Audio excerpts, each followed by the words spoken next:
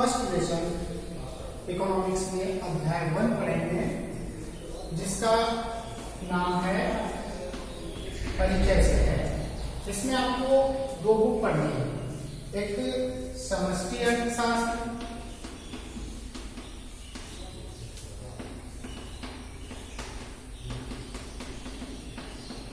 दूसरा व्यष्टि अर्थशास्त्र।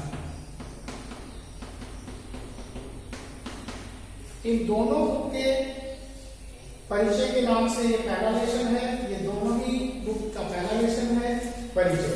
इसका सबसे पहले हम क्वेश्चन प्लान करते हैं कि इससे बोर्ड एग्जाम में 3 से 5 नंबर के क्वेश्चन आते हैं।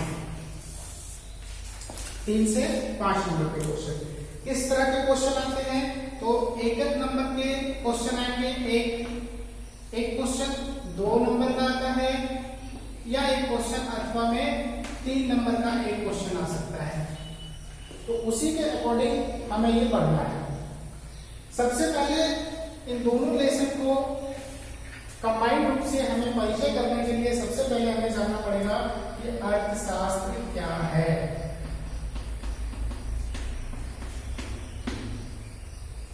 इसके लिए हमें 1776 ईस्वी में जो एडम स्मिथ की पुस्तक प्रकाशित हुई वेल्थ ऑफ नेशन, यहां से इसकी शुरुआत करनी है। ये इनकी पुस्तक का नाम था वेल्थ ऑफ नेशन, जो 1776 ईस्वी में प्रकाशित हुई और यहीं से आधुनिक अर्थशास्त्र की शुरुआत मानी जाती है। आधुनिक अर्थशास्त्र का प्रारंभ। वैसे तो बच्चों, जब अर्थशास्त्र नाम का हमारे दिमाग में क्वेश्चन आता है कि अर्थशास्त्र क्या है, तो अर्थशास्त्र के दो विचारधारा है।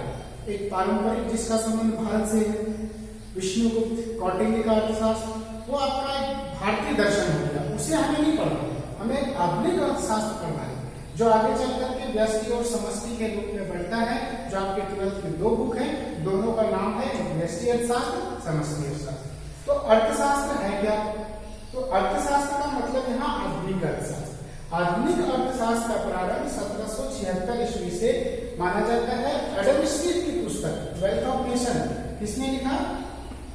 तो एडम स्मिथ को अर्थशास्त्र का पिता भी कहा जाता है। अर्थशास्त्र का पिता, the father of economics, Adam Smith. यहां से अर्थशास्त्र का प्रारंभ मानते हैं।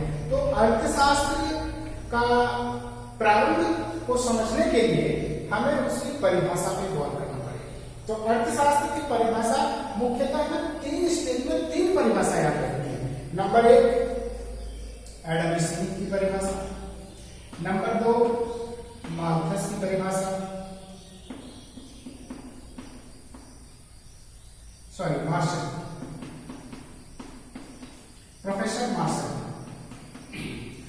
एडम स्मिथ ने कहा था, जिसे अर्थशास्त्र का हम पिता कहते हैं, इनकी परिभाषा था कि अर्थशास्त्र धन का विज्ञान है। अर्थशास्त्र किसका विज्ञान है? तो अर्थशास्त्र धन का विज्ञान है। ये परिभाषा किसने दिया? एडम स्मिथ ने। तो 12th क्लास में आपको परिभाषा से ज्यादा रिलेटेड क्वेश्चन आते नहीं है, फिर भी आपको पूरा अर्थशास्त्र समझने के लिए 3 परिभाषा को हमेशा आपको जहन में रखना ही पड़ेगा। कि एडम स्मिथ अर्थशास्त्र का पिता, धन का विज्ञान। दूसरा प्रोफेसर मार्शल, जिसको हम कहते हैं आधुनिक अर्थशास्त्र का प्रवर्तक। आधुनिक अर्थशास्त्र का प्रवर्तक, इन्होंने परिभाषा दिया कि अर्थशास्त्र मानव कल्याण का विज्ञान है। अर्थशास्त्र मानव कल्याण का विज्ञान है। तो ये हमें दूसरी परिभाषा याद रखनी है, धन का विज्ञान, फिर मानव कल्याण का विज्ञान। इसके बाद एक परिभाषा आपको याद रखनी है, प्रोफेसर रॉबिन्स की परिभाषा। प्रोफेसर रॉबिन्स, इन्होंने क्या कहा कि अर्थशास्त्र चयन का विज्ञान है। चयन का विज्ञान, इसको चयन का तर्कशास्त्र भी कहते हैं। चयन का विज्ञान या चयन का तर्कशास्त्र। अब हमें तीनों परिभाषाओं की गहराई में थोड़ा थोड़ा जाना है। एडम स्मिथ ने अर्थशास्त्र को धन का विज्ञान क्यों कहा? एडम स्मिथ के अनुसार 1776 ईस्वी में इन्होंने बताया कि कोई भी व्यक्ति परोपकार की भावना से कार्य नहीं करता है, सभी स्वार्थ की भावना से कार्य करते हैं। एडम स्मिथ ने मनुष्य को दो भागों में बांटा, एक आर्थिक मानव, दूसरा गैर आर्थिक मानव।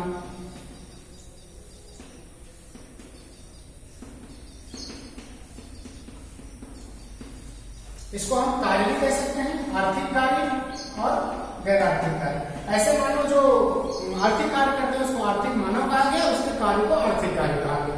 ऐसे व्यक्ति जो गैर आर्थिक कार्य करते हैं उसको गैर आर्थिक मानव कहा गया और उसको हम उस कार्य को गैर आर्थिक कार्य कहते हैं। आर्थिक कार्य क्या है? तो आर्थिक कार्य वह कार्य है जो हम किसी ऐसे उद्देश्य के लिए करते हैं जिसका मुख्य मोटो धन प्राप्त करना होता है। कहने का मतलब जो कार्य हम धन प्राप्त करने के उद्देश्य से करते हैं उसे आर्थिक कार्य कहते हैं।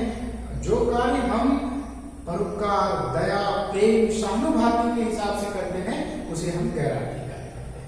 तो एडम स्मिथ ने कहा था कि अर्थशास्त्र में केवल आर्थिक कार्यों का अध्ययन किया जाता है, गैर आर्थिक कार्यों का अध्ययन नहीं किया जाता। जैसे एक डॉक्टर हॉस्पिटल में इलाज कर रहा है, एक नर्स हॉस्पिटल में उसको नर्सिंग का काम कर रही है, तो उसके बदले में उसे पैसा मिलता है, तो उस कार्य को अर्थशास्त्र में शामिल किया जाएगा। लेकिन वही डॉक्टर अगर अपने घर पे जाके अपने बच्चों को, अपने माता पिता को, अपने परिवार के सदस्यों का उपचार करता है जिसके लिए वो पैसे नहीं लेता, तो ऐसे कार्य को हम गैर आर्थिक कार्य कहते हैं। यानी कि कोई भी कार्य दया, प्रेम, सहानुभूति के हिसाब से, सहानुभूति के हिसाब से जो किया जाता है उसको हम अर्थशास्त्र में शामिल नहीं करते हैं। अर्थशास्त्र केवल और केवल आर्थिक क्रियाकलाप का अध्ययन है, अकॉर्डिंग टू एडम स्मिथ। फिर आ जाइए, थोड़े समय के बाद मार्शल का समय आया। मार्शल ने क्या कहा कि केवल अर्थशास्त्र को धन तक हम सीमित नहीं रख सकते, क्योंकि धन एक साधन है न कि साध्य। साध्य क्या है कि धन के द्वारा, धन एक साधन है, साध्य क्या है? तो साध्य है मानव कल्याण। तो प्रोफेसर मार्शल ने आर्थिक मानव और गैर आर्थिक मानव को हटा करके इन्होंने एक नया कंसेप्ट दिया। प्रोफेसर मार्शल के अनुसार अर्थशास्त्र धन का विज्ञान नहीं है बल्कि मानव कल्याण का विज्ञान है। इनके अनुसार धन तो केवल एक साधन है, धन केवल एक साधन है और साध्य क्या है? तो मानव कल्याण। तो मानव कल्याण का विज्ञान है प्रोफेसर मार्शल के अनुसार। इसके बाद यहां आइए प्रोफेसर रॉबिन्स, इन्होंने क्या कहा? अर्थशास्त्र चयन का विज्ञान है। चयन का विज्ञान का मतलब अर्थशास्त्र में चयन का विज्ञान का तात्पर्य है कि आवश्यकताएं अनंत हैं। आवश्यकताएं, इन्होंने कहा कि आवश्यकताएं अनंत हैं और जो संसाधन है वो संसाधन सीमित हैं। तो आवश्यकताएं अनंत हैं, संसाधन सीमित है और सभी राष्ट्र के पास चाहे व्यक्ति के पास, सभी के पास ये फॉर्मूला लागू होती है। तो अर्थशास्त्र में जब आवश्यकताएं अनंत हैं और सभी व्यक्ति की आवश्यकताएं अनंत हैं और संसाधन सीमित हैं, तो उन सीमित संसाधनों का हम किस प्रकार प्रयोग करें कि ज्यादा से ज्यादा संतुष्टि, ज्यादा से ज्यादा लोगों को लाभ, ज्यादा से ज्यादा सुख प्राप्त हो। जैसे और एक छोटा सा एग्जाम्पल, मान लीजिए एक व्यक्ति है, उसके पास 100 रुपया है, ठीक है? कितना रुपया है? 100 रुपया। अब वो मार्केट जाता है, उसको कुछ बुक्स भी खरीदने की इच्छा है उसको कॉफी भी खरीदने की इच्छा है, उसको होटल पे चाय नाश्ता करने की भी इच्छा है, वो सोचता है कुछ खेल का भी सामान खरीद ले, यानी कि आवश्यकता तुरंत है पर पैसे क्या है शॉर्ट। अब वो कौन सी आवश्यकता को पूरा करेगा? सपोज दैट जो उसको सबसे अच्छा लगे, ये तो हर व्यक्ति विशेष पर निर्भर करता है, ये तो हर व्यक्ति पर निर्भर करता है कि वो अपने किस आवश्यकता को ज्यादा प्राथमिकता दे। हम अगले टॉपिक में पढ़ेंगे अधिमान क्या होता है। तो उसी आधार पर हमें यहाँ केवल ये समझना है कि संसाधन तो सीमित है, आवश्यकता अनंत है। इसी तरह एक देश के पास होता है, एक देश के पास जो संसाधन है, क्या वो उसे बेरोजगारी दूर करने में लगाए, क्या उसे हॉस्पिटलिटी और एजुकेशन को सुधारने में लगाए, क्या वो सड़क बनाए, क्या वो बांध बनाए, क्या वो लोगों को निःशुल्क पेंशन वेतन का भुगतान करे, क्या करे? तो ये एक समस्या है, इसको हम अभी थोड़ी देर आगे चलते पढ़ेंगे। ये अर्थशास्त्र की केंद्रीय समस्या भी है। तो सीमित संसाधन का फिर हम क्या करते हैं, ये सारे संसाधन सीमित है, सीमित होने के साथ साथ इनका वैकल्पिक प्रयोग भी होता है। वैकल्पिक प्रयोग मतलब कि एक से अधिक कामों के लिए यूज कर सकते हैं। हम उसी 100 से किताब भी खरीद सकते हैं, उसी 100 से नाश्ता भी कर सकते हैं। तो हमें करना क्या है? तो हमें करना क्या है? तो इसी का चयन करना होता है। हर व्यक्ति के पास चयन की समस्या आती है, हर देश के पास ये चयन का कब्जा है, चुनाव करना पड़ता है। तो इसी चुनाव की जो समस्या का अध्ययन है वो हम अर्थशास्त्र में करते हैं। इसी के बारे में प्रोफेसर रॉबिन्स ने कहा है। तो धन आधारित परिभाषा, कल्याण आधारित परिभाषा और चयन आधारित परिभाषा, ये 3 अर्थशास्त्रों के नाम आपको हमेशा याद रखने हैं। 12th क्लास में इससे ज्यादा गहराई से प्रश्न नहीं आते हैं।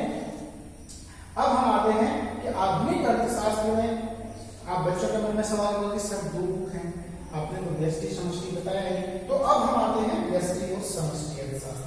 ये हो गया हमारा अर्थशास्त्र मतलब परिभाषा हो गया। अब हम पढ़ते हैं इसका व्यष्टि और समष्टि अर्थशास्त्र के बारे में। तो आधुनिक अर्थशास्त्र जो अभी हम पढ़ रहे हैं, इस आधुनिक अर्थशास्त्र में 3 परिभाषा हमें हमेशा याद रखनी है। एडम स्मिथ की परिभाषा, मार्शल की परिभाषा और रॉबिन्स की परिभाषा। Adam Smith, Marshall, Robbins. 12th class में हमें 2 बुक मिला है, व्यष्टि और समष्टि।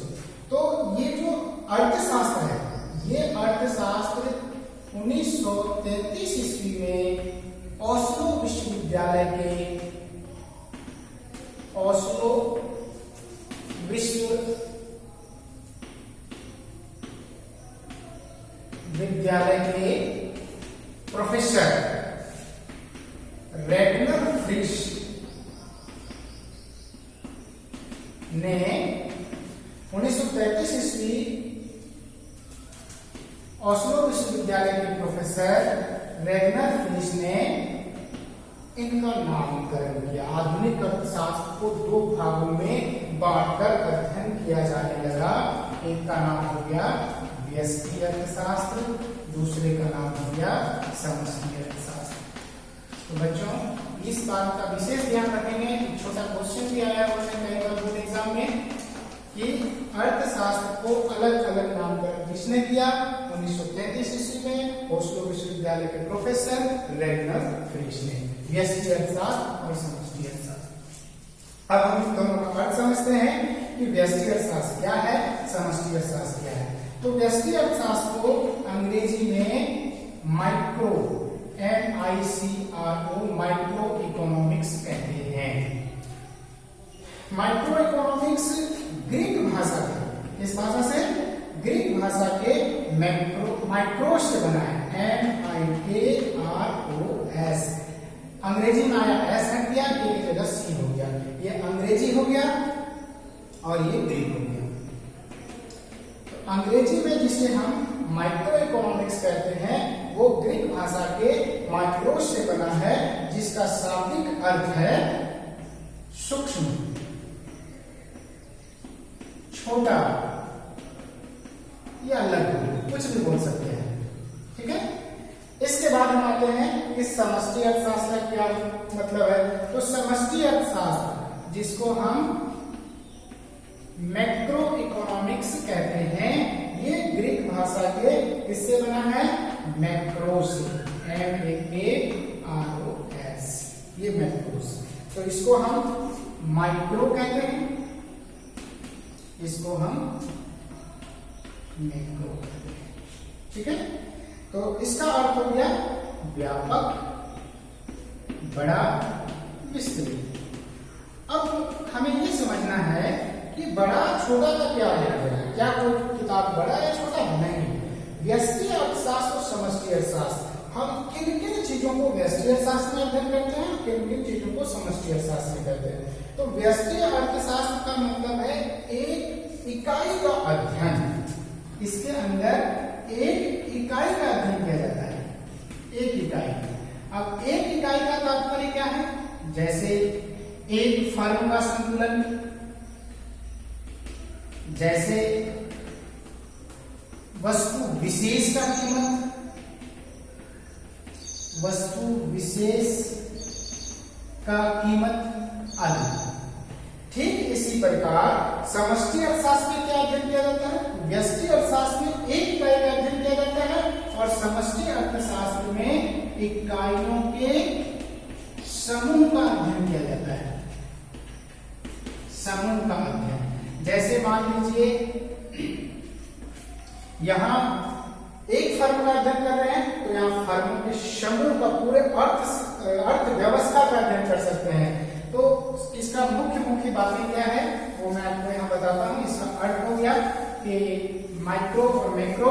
माइक्रो जो है वो ग्रीक भाषा के माइक्रो से बना है और मैक्रो जो है ग्रीक भाषा के मैक्रो से बना है, जिसका शाब्दिक अर्थ व्यष्टि का सूक्ष्म, समष्टि का बड़ा।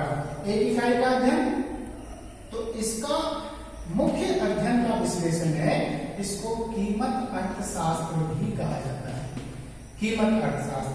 और इसमें विशेष कीमत का निर्धारण का अध्ययन किया जाता है, विशेष कीमत निर्धारण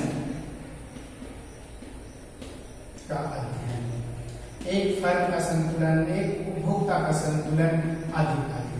इसका जो मुख्य विषय वस्तु है समष्टि अर्थशास्त्र का, इसमें राष्ट्रीय आय,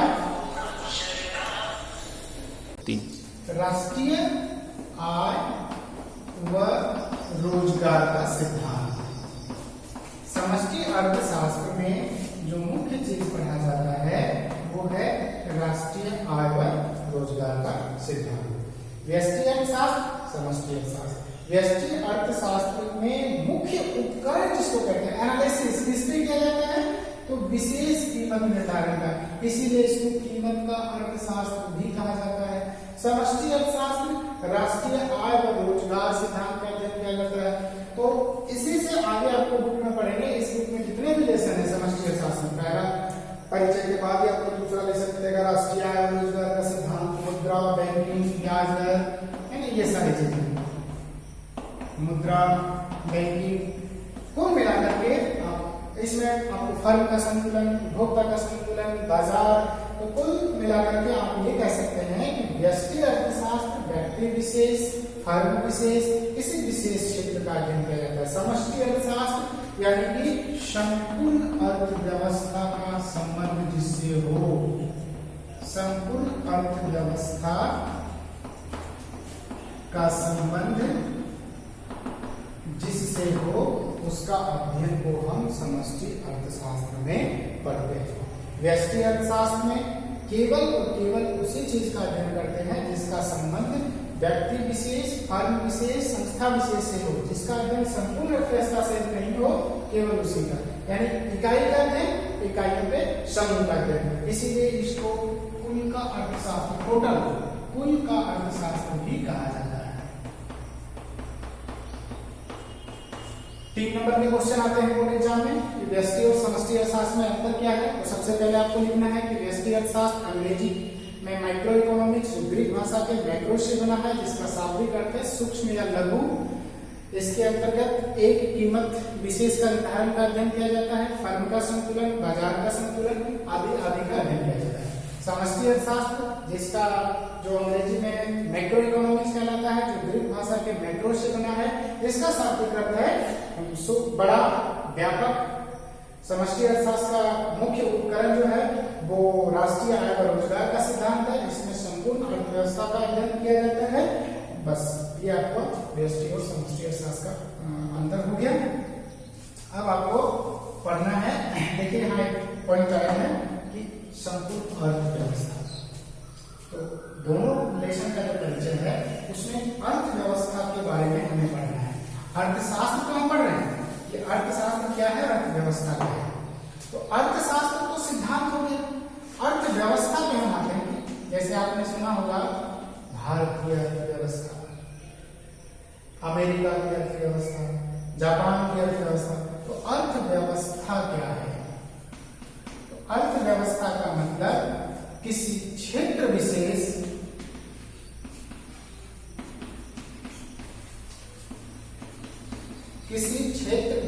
में होने वाले आर्थिक क्रियाकलाप का अध्ययन।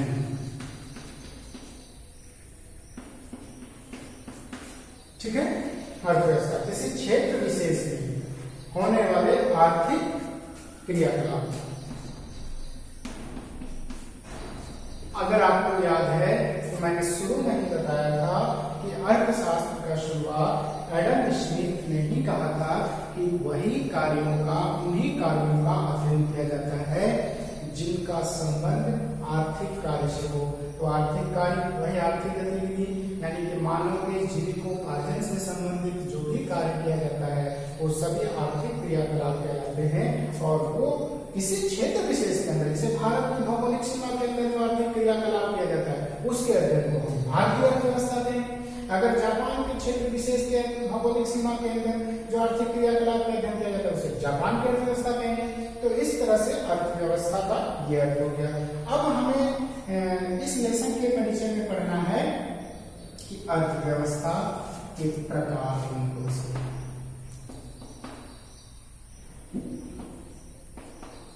अर्थव्यवस्था के प्रकार, तो आपको 3 अर्थव्यवस्था का प्रकार आपको समझना है। एक पूंजीवादी अर्थव्यवस्था, दूसरा केंद्रीय कृत अर्थव्यवस्था, तीसरा मिश्रित अर्थव्यवस्था। पूंजीवादी अर्थव्यवस्था को बाजार अर्थव्यवस्था भी कहा जाता है। केंद्रीयकृत अर्थव्यवस्था को समाजवादी अर्थव्यवस्था भी कहा जाता है। तीनों का अर्थ सबसे पहले पढ़ते हैं। पूंजीवादी अर्थव्यवस्था क्या है? वह अर्थव्यवस्था जिसके आर्थिक क्रियाकलाप, इसको मिटा देते हैं, वह अर्थव्यवस्था जिसके आर्थिक क्रियाकलाप पर संपूर्ण निर्णय कौन लेता है? बाजार। बाजार का मतलब क्या है? जिसमें कीमत का निर्धारण सरकार नहीं करता है। कीमत का निर्धारण सरकार नहीं करती, कीमत का निर्धारण बाजार कराता है। बाजार में क्या व्यक्ति करता है? नहीं, बाजार में 2 शक्तियां कार्य करती हैं। बाजार में 2 शक्तियां होती हैं जिसको एडम स्मिथ ने अदृश्य हाथ भी कहा है। एक मांग और एक सप्लाई, डिमांड एंड सप्लाई। एक मांग की शक्ति है, एक पूर्ति की शक्ति। इसके आधार पर ही हर वस्तु के कीमत का निर्धारण होता है। और पूंजीवादी अर्थव्यवस्था में सारा निर्धारण बाजार का ही करता है। पूंजीवादी अर्थव्यवस्था किसे कहते हैं? तो आप एक लाइन में इसको परिभाषित करेंगे, ऐसी अर्थव्यवस्था जिसके समस्त आर्थिक क्रियाकलाप पर निजी उद्योगपति, निजी पूंजीपति या बाजार का अधिकार हो या बाजार के द्वारा अधिकृत हो, उसे हम पूंजीवादी अर्थव्यवस्था कहते हैं। जैसे आप उदाहरण दे सकते हैं यूएसए, जापान, यहाँ की अर्थव्यवस्था में अधिकतर क्रियाकलाप पर ज्यादा से ज्यादा जो भूमिका होती है वो बाजार की है। दूसरा अर्थव्यवस्था का प्रकार है केंद्रीकृत अर्थव्यवस्था अर्थात समाजवादी अर्थव्यवस्था। ऐसे अर्थव्यवस्था जिसके समस्त क्रियाकलाप में समाज का, यहाँ समाज का तात्पर्य है सरकार का, एक केंद्रीयकृत सरकार का, सेंट्रलाइज सिस्टम से जहां सब कुछ हैंडल होता हो, उस केंद्रीयकृत सिस्टम से जो निर्धारित होने वाले क्रियाकलाप हैं उसी को हम समाजवादी अर्थव्यवस्था कहते हैं। समाजवादी अर्थव्यवस्था का दो ही सबसे बड़ा उदाहरण था, चीन और रूस, कुछ हद तक क्यूबा में भी था। यानी कि A to Z सारा चीज, चाहे आर्थिक क्रियाकलाप जैसे बाजार हो, कृषि हो, उद्योग हो, हॉस्पिटलिटी हो, एजुकेशन हो, सभी चीजों पे सरकार का अधिकार, केंद्रीकृत सिस्टम से संचालित हो, वो चीन और रूस का उदाहरण था। मिश्रित अर्थव्यवस्था आते हैं। अब यहाँ समस्या है कि पूरी तरह से बाजार ही सब कुछ हैंडल नहीं करती, कुछ भूमिका सरकार की, और यहाँ पूरी तरह से सरकार हैंडल नहीं करती, कुछ भूमिका यहाँ भी सरकार की। तो भारत जब स्वतंत्र हुआ 1947 में, तो यहाँ के प्रमुख जो नेता थे, सत्ता में आने के बाद पंडित नेहरू ने सोचा कि यहाँ किस प्रकार की अर्थव्यवस्था से हम अपने देश के मैनेजमेंट सिस्टम को चलाएं। तो गुण इसमें भी है, गुण इसमें भी है, दोष इसमें भी है, दोष इसमें भी है। तो हमारे देश का सरकार ने सोचा कि दोनों को गुणों को समाहित करते हुए हम एक मिश्रित अर्थव्यवस्था बनाएं। मिश्रित अर्थव्यवस्था का तात्पर्य क्या है कि जहां सह अस्तित्व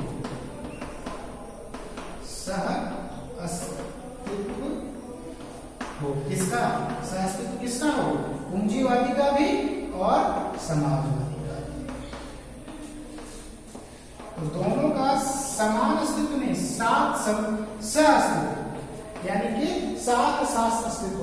आपको यहाँ निजी हॉस्पिटल भी मिलेंगे, सरकारी हॉस्पिटल भी मिलेंगे, यहाँ निजी बसें भी मिलेंगी, यहाँ सरकारी बसें भी मिलेंगी, निजी फैक्ट्रियां भी मिलेंगी, सरकारी फैक्ट्रियां भी मिलेंगी। तो इस प्रकार की अर्थव्यवस्था जहां पूंजीवादी और समाजवादी दोनों का मिश्रण हो, उसे मिश्रित अर्थव्यवस्था कहते हैं।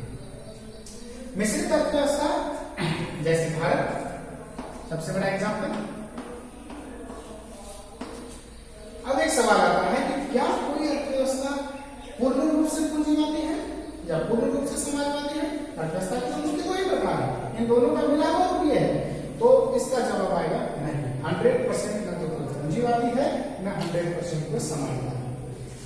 जिस देश में समाजवादी का ज्यादा प्रचलन है, यानी कि ज्यादा सरकार का वर्चस्व है, सरकार की भूमिका जितनी अधिक वो समाजवादी की तरफ हो गया, सरकार की भूमिका जितनी कम वो पूंजीवादी की तरफ हो गया।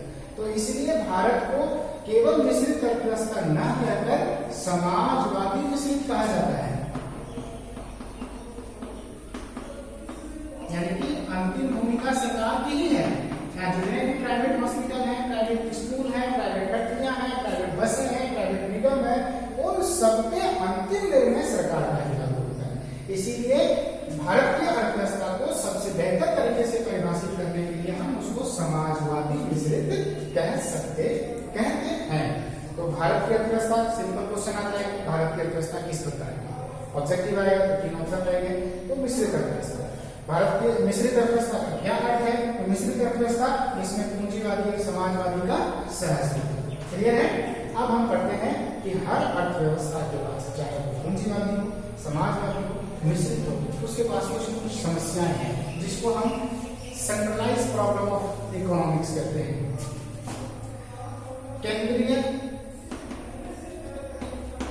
समस्या, अर्थव्यवस्था की केंद्रीय समस्या। अब ये समस्या आप सभी के पास है। 3 नंबर का क्वेश्चन आता है कि केंद्रीय समस्याएं क्या है, लिखिए, वर्णन कीजिए। बड़ा क्वेश्चन आएगा, तो चाहे पूंजीवादी अर्थव्यवस्था हो, समाजवादी हो, मिश्रित हो, सभी के पास 3 प्रमुख समस्याएं हैं। क्या क्या समस्या है, विशेष ध्यान रखिएगा। क्या उत्पादन किया जाए? अब यहां से क्वेश्चन है क्या से, क्या उत्पादन किया जाए? क्या का मतलब यहां 2 प्रकार के वस्तु से, एक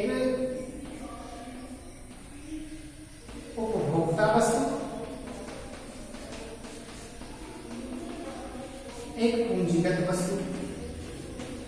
तो सबसे पहले आपको समझना होगा उपभोक्ता वस्तु क्या है, पूंजीगत वस्तु क्या है। उपभोक्ता वस्तु जिनका जीवन काल कम है, जो जीवन के लिए आवश्यक है, उसको हम उपभोक्ता वस्तु कहते हैं। जैसे चौक, डस्टर, कपड़ा, खाना, ये सब उपभोक्ता वस्तु।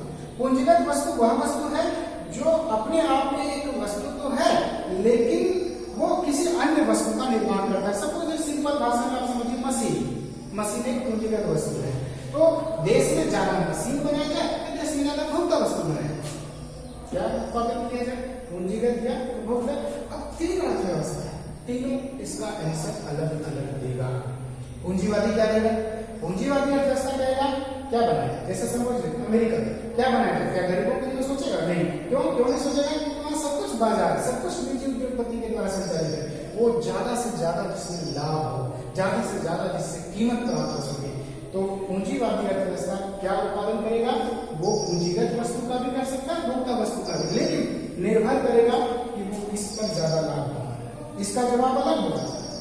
समाजवादी अर्थव्यवस्था, उसका जवाब होगा नहीं, जो देश के लिए आवश्यक है, अति आवश्यक है। जैसे सपोज मान लीजिए कि अभी हमारे देश में कोविड-19 का प्रकोप है, तो अभी हमारे देश में क्या उत्पादन किया जाए, सबसे ज्यादा जो जरूरी है, जैसे अनाज पे ज्यादा फोकस किया जाए, मेडिकल सुविधाओं पे ज्यादा फोकस किया जाए। अभी हम बड़े बड़े प्रोजेक्ट जो है उसको रोक सकते हैं, जो मशीनीकृत प्रोजेक्ट है, लेकिन बड़े बड़े देश जो है, आपने देखा होगा अमेरिका जैसे देश में भी उपभोक्ता वस्तु चाहे महामारी हो या कुछ भी, उन्होंने अपनी अर्थव्यवस्था के साथ समझौता नहीं किया। क्यों, क्योंकि वो सब निजी है, उद्योगपति के द्वारा संचालित है, वो अपना निजी स्वार्थ देखते हैं। और समाजवादी वो समाज के हित की बात करता है।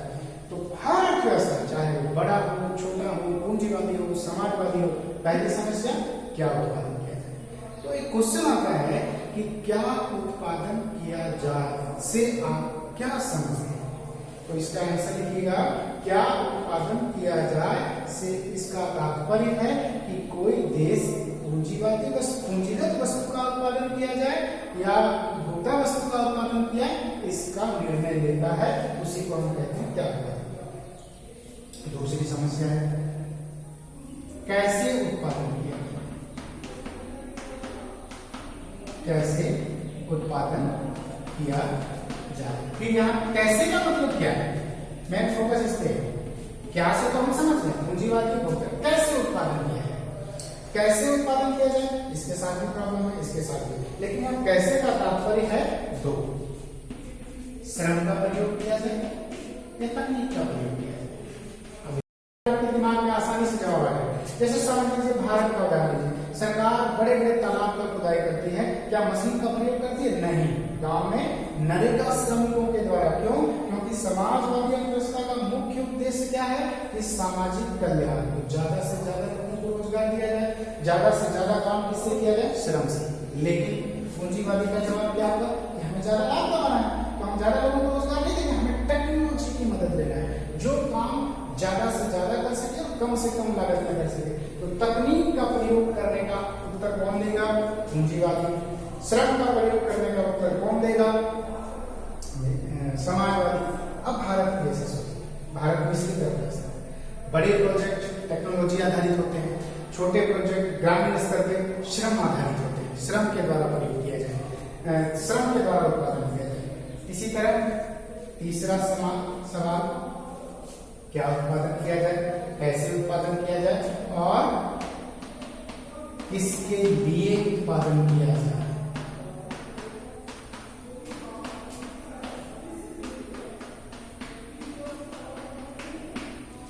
फिर यहां वही प्रॉब्लम, किसके लिए उत्पादन किया जाए, तो दो तरह से, क्या निःशुल्क या कीमत अदा करें। पूंजीवादी अर्थव्यवस्था किसके लिए उत्पादन करेगा, जो उसको कीमत देगा, जो उससे उसको लाभ होगा। लेकिन समाजवादी अर्थव्यवस्था किसके लिए उत्पादन करेगा, अपने देश के जनता के समाज के लिए, सामूहिक कल्याण के लिए। हो सकता है वो निःशुल्क भी उत्पादन है, निःशुल्क जो है, जो कीमत नहीं देता है। जैसे भारत में देखिए 1 रुपये केजी सरकार चावल बांटती है, सरकार खरीदती कितने रुपए केजी है, उसको न्यूनतम समर्थन मूल्य 1800, 2000, 2000, 2100, 2200 रुपए क्विंटल खरीदती है और उसको 1 रुपये केजी बांटती है निःशुल्क। क्या सरकार को लाभ होता है? नहीं, लेकिन फिर भी ऐसा करती है क्योंकि समाजवादी केंद्रीकृत अर्थव्यवस्था का मुख्य उद्देश्य है जनता का कल्याण। इसलिए भारत समाजवादी मिश्रित है, तो यहाँ सरकार निःशुल्क सुविधा ज्यादा देती है, बहुत सारी चीजों पे टैक्स छूट है, बहुत सारी चीजों पे तो सब्सिडी है, और पूंजीवादी देशों में ऐसा संभव नहीं है, वहां कीमत अदा करने वाले के लिए ही उत्पादन किया है।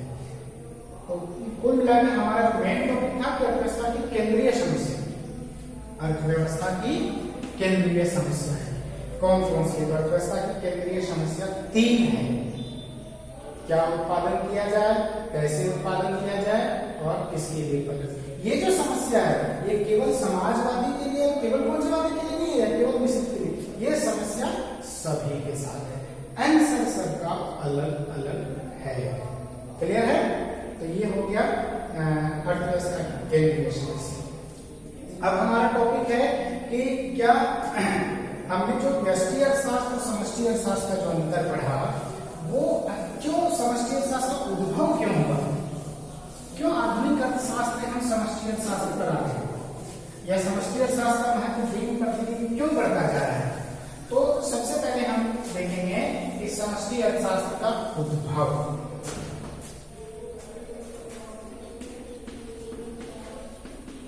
समष्टि अर्थशास्त्र का उद्भव आपने पढ़ा कि अगर ईस्वी 1776 ईस्वी में एक पुस्तक लिखे, उसके बाद से आधुनिक अर्थशास्त्र की शुरुआत हुई। 1933 में इसका अलग अलग नामकरण हुआ, अलग अलग नामकरण व्यष्टि और समष्टि के रूप में हुआ, यानी कि कुछ चीजों का जिसका रिलेशन संपूर्ण अर्थव्यवस्था से उसको हम समष्टि में पढ़ते हैं, जिसका रिलेशन क्षेत्र विशेष से संबंधित है, व्यक्ति विशेष से, फर्म विशेष से है, कीमत विशेष से है, उसका अध्ययन हम व्यष्टि में करते हैं। तो समष्टि अर्थशास्त्र और व्यष्टि अर्थशास्त्र का अलग अलग होने के बाद समष्टि अर्थशास्त्र का प्रचलन कैसे हुआ, इसके पीछे एक छोटी सी कहानी है जिसको हम कहते हैं विश्वव्यापी मंदी। ये याद रखिए, 1929 ईस्वी में आई, 1929 ईस्वी विश्वव्यापी मंदी। इसको तीसा की महान मंदी भी कहा जाता है। तीसा की महान मंदी। सबसे पहले हम पढ़ेंगे कि मंदी का कारण क्या था और उसका निवारण क्या। इसी निवारण से ही समष्टि अर्थशास्त्र का उद्भव जुड़ा हुआ है, इसीलिए हमें कारण और निवारण करना।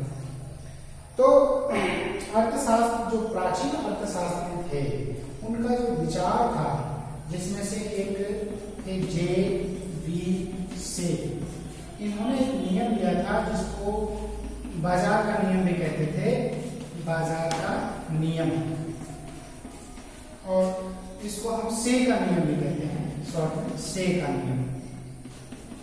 इस बाजार के नियम की वजह से ही ये समझिए कि 1930 ईस्वी में मंदी आई थी, जिसका संपूर्ण प्रभाव जो है यूरोप और अमेरिका महाद्वीप पर था।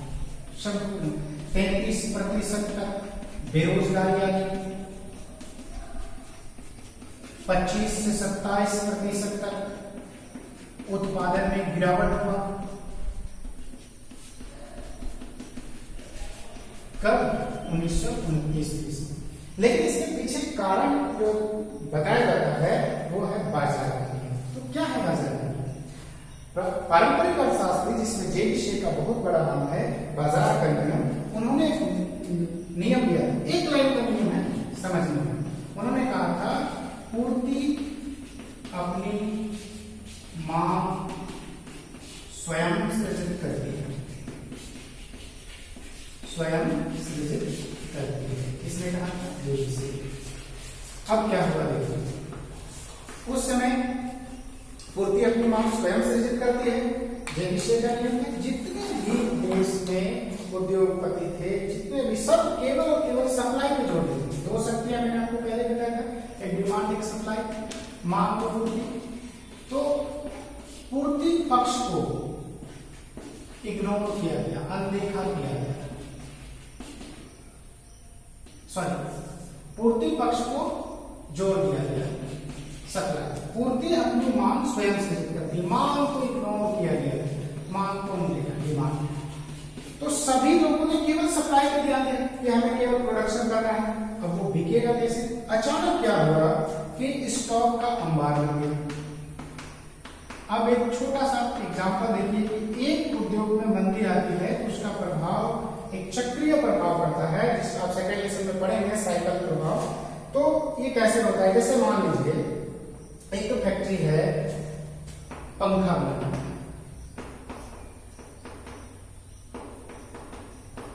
500 मजदूर काम कर रहे हैं, जिसमें से मैं भी एक हूं। मैंने सोचा कि मुझे सैलरी मिलेगी तो मैं एक्स नाम की कोई वस्तु खरीदूंगा। किसी कारणवश सपोज मान लीजिए पंखा बनाने का जो फैक्ट्री है वो मंदी में चला गया, अपने मजदूरों को वेतन नहीं दिया, मुझे मजदूरी नहीं मिली, मैंने एक्स वस्तु नहीं खरीदा। जो एक्स वस्तु का निर्माता है वो अपने वस्तु को नहीं बेच पाया, अपने मजदूरों को मजदूरी नहीं दिया। इसी तरह से एक्स मजदूर एक्स फैक्ट्री में जो काम कर रहे थे वो अपनी उनका आय कम हो गया, आय कम होने से मांग कम हो गई। एक चक्र है, आय कम मांग कम। आय कम कैसे हुआ, तो मांग कम होने से। तो इस तरह से एक प्रभाव हुआ कि जैसे मेरी आमदनी कम होगी तो मेरी डिमांड बढ़ जाएगी, मैं जिस चीज को खरीद रहा हूं उसकी भी डिमांड कम हो जाएगी। इस तरह से देश में केवल, क्योंकि केवल सप्लाई पे जोड़ता है, जेपी शेख का नियम था, पूरे लोग उस पर विश्वास करते थे, उसी विचारधारा के प्रवर्तक थे कि नहीं केवल सप्लाई किया जाए।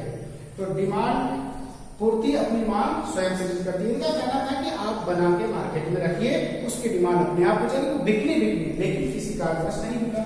एक बार नहीं था, स्टॉक का भार बढ़ता गया, बेरोजगारी आ गई, मंदी आ गई, क्योंकि जब वस्तु नहीं मिलता तो बेरोजगारों की फौज हो गई, क्योंकि सभी फैक्ट्री ने अपने अपने मजदूरों की छटनी शुरू कर दी।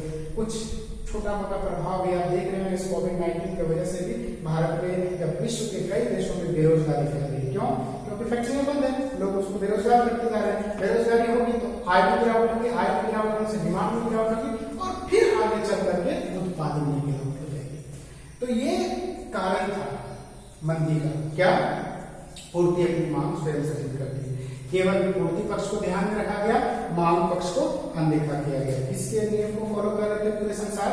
जेपीसी को। इस तरह से अर्थशास्त्र के सारे बड़े से बड़े नियम धराशायी हो गए। तब जाकर के इस मंदी को दूर करने के लिए किया गया है जे.एम. किन्स ने, ब्रिटिश अर्थशास्त्री, 1936 ईस्वी में जे.एम. केन्स, इसको किन्स कहते हैं शॉर्ट में, ब्रिटिश अर्थशास्त्री, उन्होंने एक सिद्धांत दिया आय को बढ़ाने का, रोजगार को बढ़ाने का। उस सिद्धांत को हम कहते हैं राष्ट्रीय आय व रोजगार का सिद्धांत, the general theory of employment, interest and money.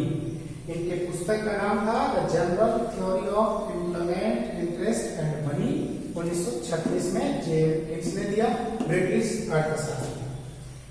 अब इन्होंने क्या दिया इस सिद्धांत में? क्या था कि जो मंदी दूर हो गई, तो और क्या कारण था कि जो मंदी आई? तो कारण तो यही था कि मांग पक्ष को ध्यान में नहीं रखा गया, केवल पूर्ति पक्ष को ध्यान में रखा गया, लोग केवल सप्लाई करते रहे। लेकिन 1936 में जो पुस्तक लिखी गई उसमें राष्ट्रीय आय और रोजगार सिद्धांत का मूल कारण जो था वो सभी क्षेत्र, इन्होंने क्या कहा कि सभी क्षेत्र एक दूसरे पर निर्भर हैं। ये है आधुनिक विचारधारा, इसको कह सकते हैं किन्स की विचारधारा। जबकि जो पारंपरिक विचारधारा था इसका, जे.बी. शेख का, जिन्होंने केवल मांग पक्ष पूर्ति पक्ष को ध्यान में रखा, मांग पक्ष को अनदेखा किया, जेबी से, उनकी विचारधारा थी कि सभी क्षेत्र स्वतंत्र हैं। अब यहाँ पर क्षेत्र का मतलब आपको समझना होगा, जैसे कि 3 क्षेत्र हैं, कृषि क्षेत्र, उद्योग क्षेत्र, सेवा क्षेत्र।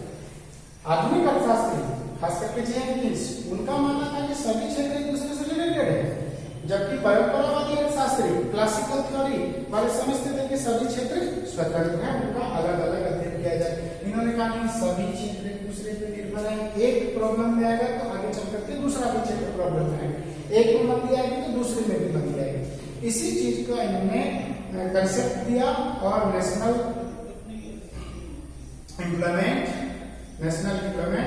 इनकम, राष्ट्रीय आय, राष्ट्रीय रोजगार का सिद्धांत जेएनकिंस ने दिया।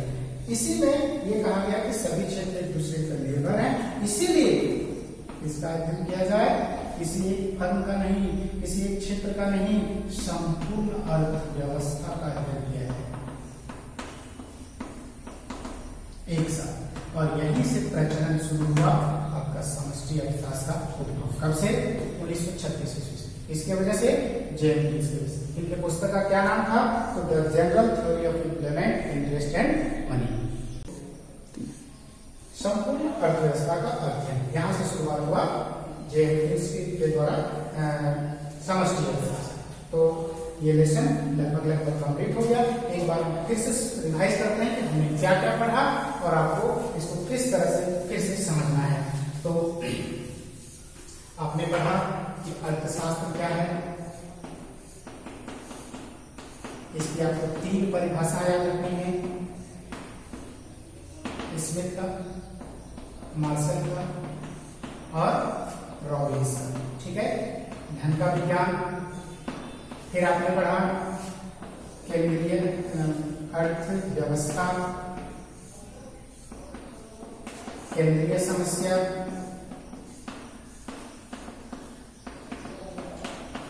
केंद्रीय समस्या 3 है, क्या, कैसे और किसके लिए उत्पादन किया जाए। ठीक है, अर्थव्यवस्था के प्रकार हो गया, पूंजीवादी, समाजवादी, मिश्रित। फिर आपने पढ़ा व्यष्टि व समष्टि का अंतर, माइक्रो मैक्रो। फिर आपने पढ़ा कि समष्टि अर्थशास्त्र का उद्भव। मुख्य चीज याद रखने वाली बात है, अर्थशास्त्र की 3 परिभाषा, धन का विज्ञान, मानव कल्याण का विज्ञान, चयन का तर्कशास्त्र। अर्थव्यवस्था के 3 प्रकार होते हैं, पूंजीवादी, समाजवादी, दोनों का मिला जुला प्रकार एक है मिश्रित अर्थव्यवस्था। हर अर्थव्यवस्था की 3 समस्या होती है, क्या, कैसे, किसके लिए उत्पादन किया जाए। ठीक है, व्यष्टि समष्टि का अंतर आपने पढ़ा, माइक्रो इकोनॉमिक्स, मैक्रो इकोनॉमिक्स, एक व्यक्ति, फर्म, विशेष कीमत सिद्धांत, समष्टि अर्थशास्त्र, संपूर्ण आय का सिद्धांत। समष्टि अर्थशास्त्र का उद्भव कब हुआ? 1936 में। और आधुनिक अर्थशास्त्र की शुरुआत एडम स्मिथ की पुस्तक का नाम आपको याद रखना है, 1776 में, वेल्थ ऑफ नेशन। तो ये आपका लेसन का पूरा कंक्लूजन हो गया। अब आपके लिए होमवर्क है कि आपको कैसे क्या करना है।